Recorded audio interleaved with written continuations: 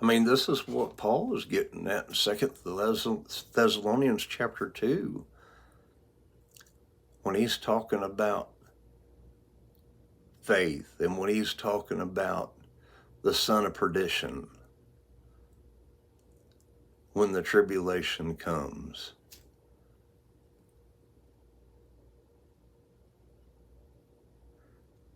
He said that there would be great signs and wonders being wrought.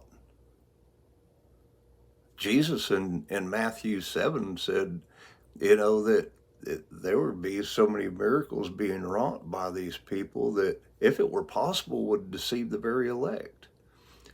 And he said, unless those days were shortened, he said, no flesh shall be saved. But for the sake of the elect, those days have been shortened. This is what Paul is getting at in 2 Thessalonians chapter 2, that God shall send a working delusion for their believing a lie, who had pleasure in the unrighteousness rather than receiving the love of the truth. I mean, we got to understand, whatsoever is not of faith is sin. But people continue to put themselves underneath the condemnation of the law rather than receive the gift of God and Jesus Christ that makes them new creatures. You're not righteous because you work to become righteous like the law does with the outward forms. This is what he's getting at in 2 Corinthians 13, verses 7 and 8.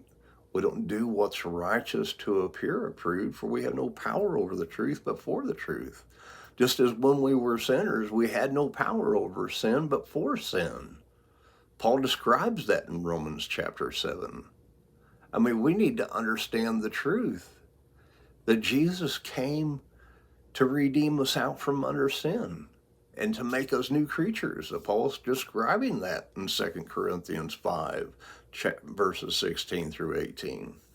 Henceforth know we no one after the flesh, even though we may have known Christ that way, we don't know him that way any longer. And for this reason, if anyone be in Christ Jesus, they're a new creature. Old things have passed away. He said, behold, look, the old things have passed away, all things have become new. And in verse 18, he says, and all things are of God, who's reconciled us back to himself in Christ Jesus. He's not reconciling us back to himself. He already has, if we've been born of water and the Spirit.